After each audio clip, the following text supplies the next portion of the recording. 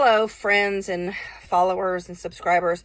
I opened up my newspaper circular today, and this was very shocking. I've never seen this particular, visual. I have heard about this program, the Wounded Veteran Program, and this fellow here,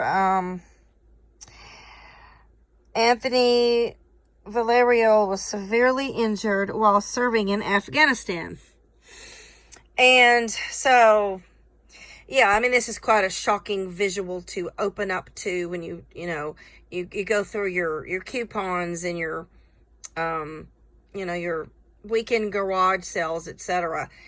And so this was, in the paper, on the flip side of that page. And I looked at the news items for today, and as usual, Donald Trump is always in the news, and the Kardashians are in the news, and the Pittsburgh synagogue shooting, that was like ancient. That was a couple of weeks ago. Now we're on to the effects of the California bar mass shooting, and currently the campfire in Paradise, California, which seems to be an entire town is being wiped out, as well as, many, many lovely homes and celebrity homes. I think I read a Kardashian and Alyssa Milano had lived in that town and they had to flee their homes. But, the wealthy are as powerless as the poor when it comes to nature. They are just as helpless as anybody else, and it's wrong to think that just because they have money that they have, freedom of pain and freedom from disasters and tragedies, because in essence, they probably have a whole lot more to lose than the average person. And the shock value, the humiliation for them is probably magnified.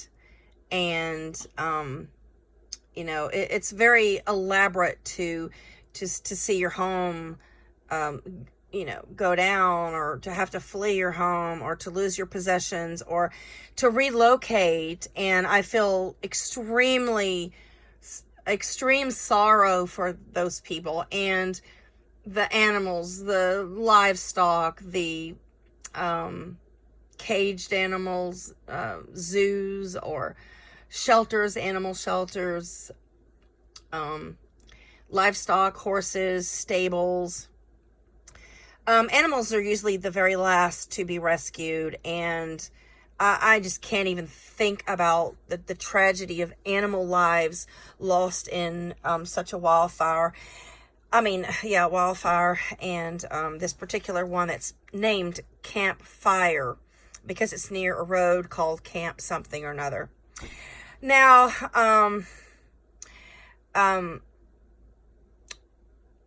the firefighters and paramedics are battling a Sisyphean effort as long as people continue to reproduce. It is extremely obnoxious to keep reproducing and to have ever reproduced. Reproduction is never an answer. It is the wrong answer. It is wrong to reproduce, and it is selfish to reproduce. Something else that really caught my attention in today's news lineup was that Michelle Obama is creating a memoir, and she is going to be televised, I think, this Sunday on her memoir. And she talks about women's fertility and egg production being limited towards the late 30s. And she admits that she underwent IVF, in vitro fertilization, after her miscarriage.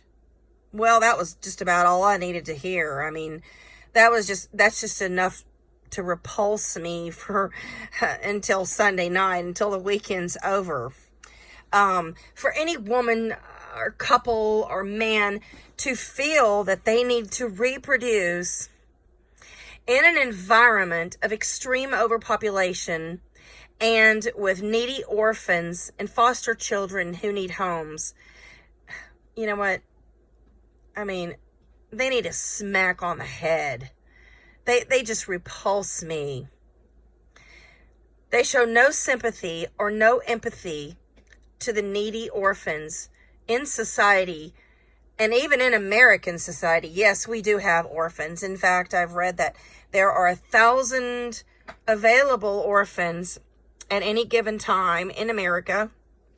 And many orphans, if they're above a toddler age, they languish in orphanages, or they go from foster home to foster home without having a permanent home in their lives.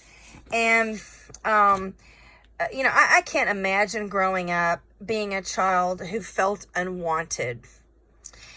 I did not have the best of parentage, that's for sure.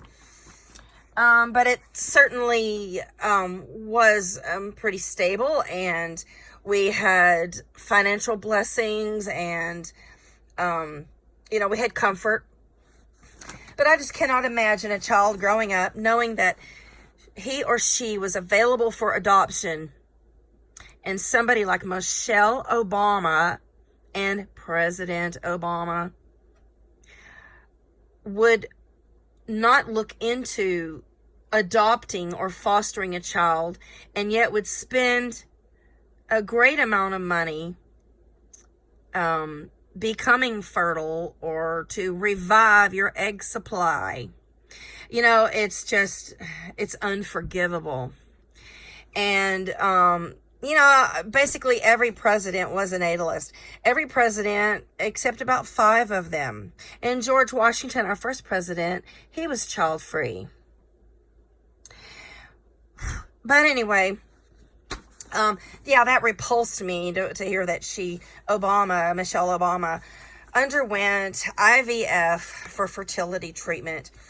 And as usual, the royals, Meghan and Harry, have been constantly in the news. And, you can't even turn Facebook or the internet on, or your cell phone on, and there's a flash about the royals and their upcoming spring baby, and that repulses me.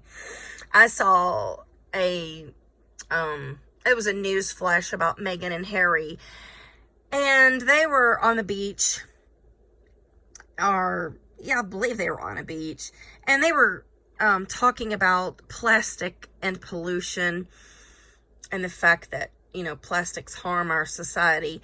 Meanwhile, they are going to have a baby, in probably half a year. And that baby is going to be using plastics. So how dare they? How absolutely dare they?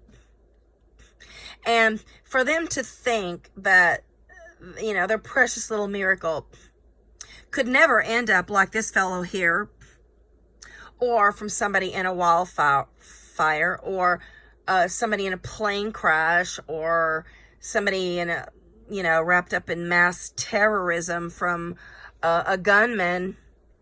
It's simply short-sighted. It's that's just repulsive and obnoxious to think that your progeny, your offspring, and your spawn are going to have an easier life, or are going to have a life that is free of worry and political unrest and upheaval and nature and acts of God.